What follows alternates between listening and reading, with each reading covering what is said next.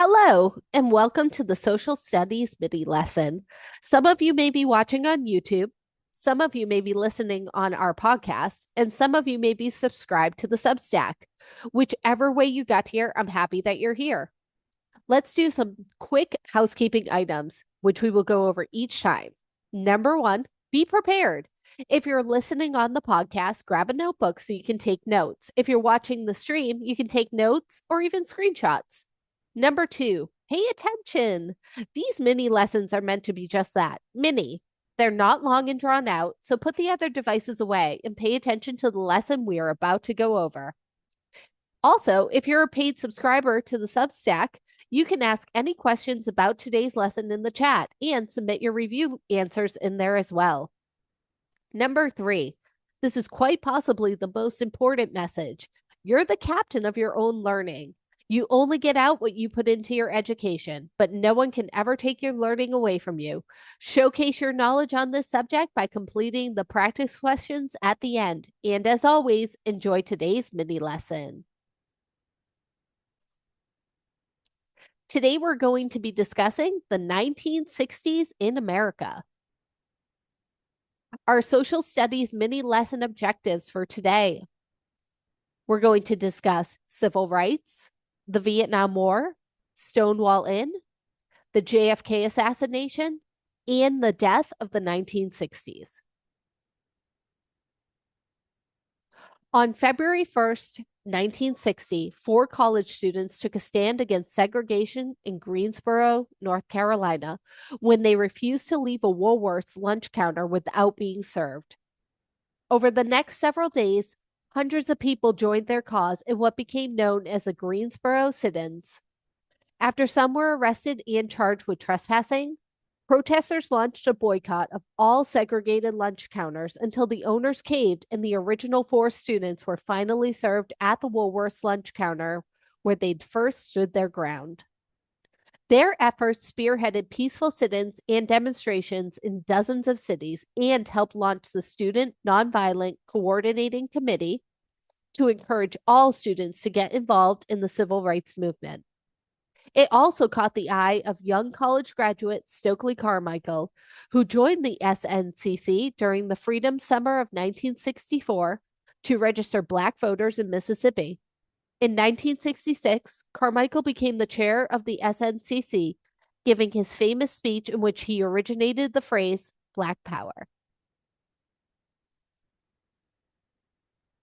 The Vietnam War was a long, costly, and divisive conflict that pitted the communist government of North Vietnam against South Vietnam and its principal ally, the United States.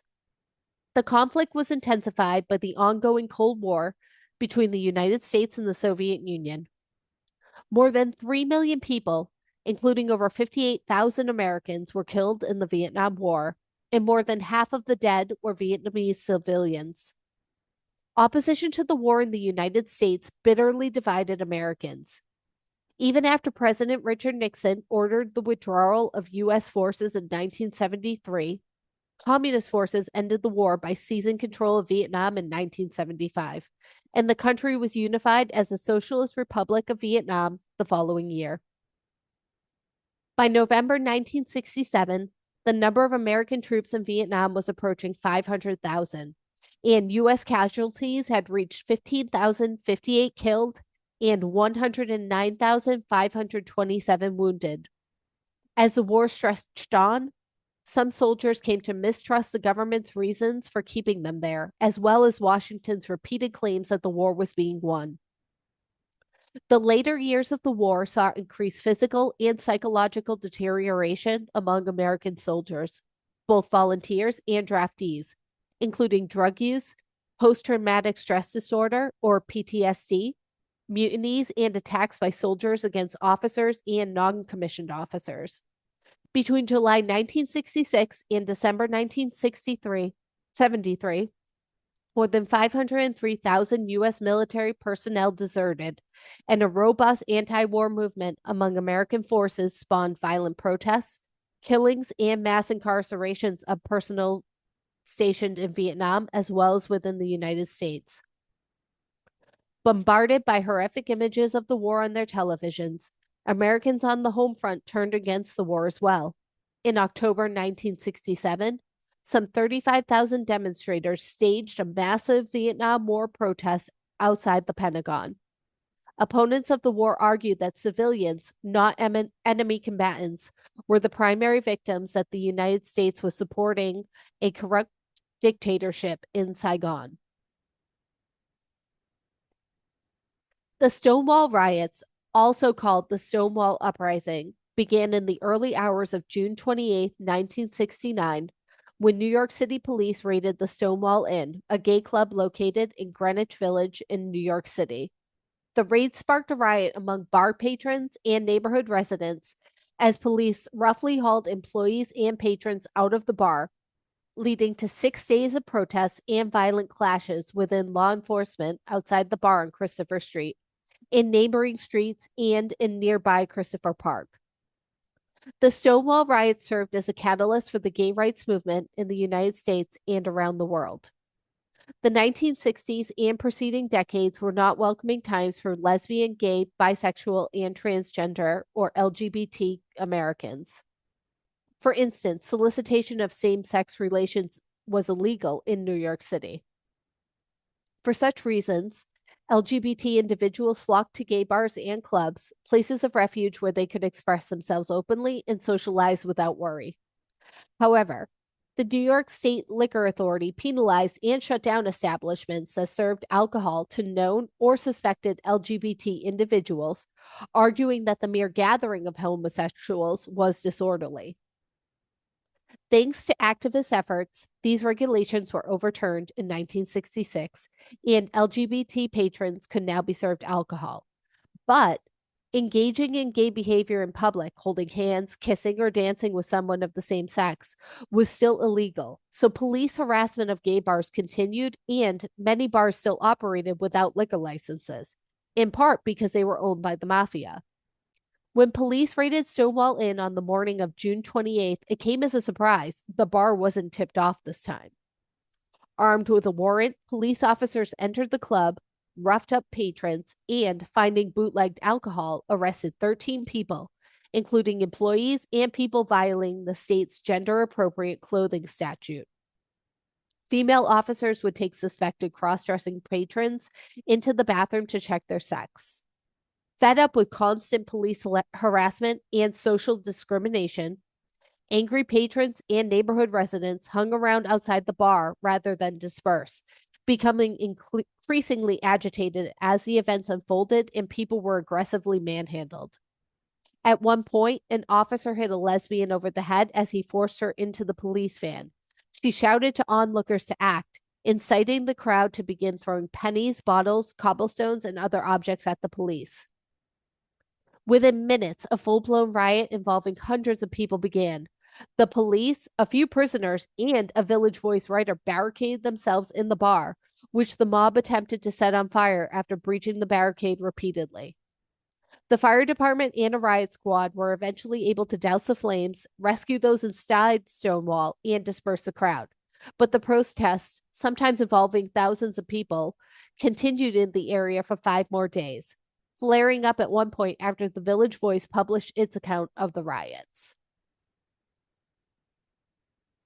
Shortly after noon on November 22nd, 1963, President John F. Kennedy was assassinated as he rode in a motorcade through Dealey Plaza in downtown Dallas, Texas.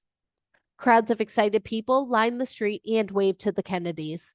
The car turned off Main Street at Dealey Plaza around 12:30 p.m. As it was passing the Texas School Book Depository, gunfire suddenly reverberated in the plaza. Bullets struck the president's head and neck, and he slumped over towards Mrs. Kennedy. The governor was also shot in his back. The car sped off to Parkland Memorial Hospital, just a few minutes away, but little could be done for the president. A Catholic priest was summoned to administer the last rites, and at 1 p.m., John F. Kennedy was pronounced dead. Though seriously wounded, Governor Colony would recover. The president's body was brought to Love Field and placed on Air Force One. Before the plane took off, a grim-faced Lyndon B. Johnson stood in the tight, crowded compartment and took the oath of office, administered by U.S. District Court Judge Sarah Hughes. The brief ceremony took place at 2:38 p.m.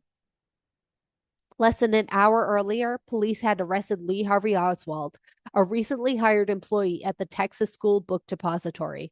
He was being held for the assassination of President Kennedy and the fatal shooting. Shortly afterward, of Patrolman J.D. Tippit on a Dallas street.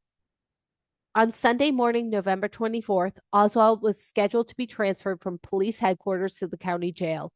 Viewers across America watching the live television coverage suddenly saw a man aim a pistol and fire at point blank range. The assailant was identified as Jack Ruby, a local nightclub owner. Oswald died 2 hours later at Parkland Hospital. The optimistic 60s went sour in 1968. That year, the brutal North Vietnamese Tet Offensive convinced many people that the Vietnam War would be impossible to win. The Democratic Party split, and at the end of March, Johnson went on television to announce that he was ending his re-election campaign. Richard Nixon, chief spokesman for the silent majority, won the election that fall.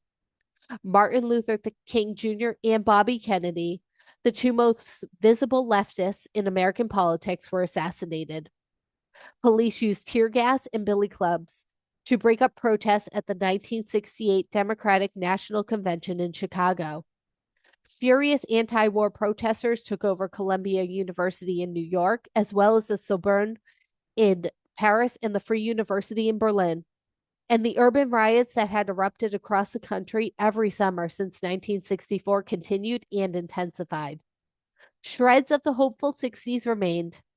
In the summer of 1969, more than 400,000 young people trooped to the Woodstock Music Festival in upstate New York, a harmonious 3 days that seemed to represent the best of the peace and love generation. By the end of the decade, however, community and consensus lay in tatters. The era's legacy remains mixed. It brought us empowerment and polarization, resentment and liberation, but it has certainly become a permanent part of our political and cultural lives.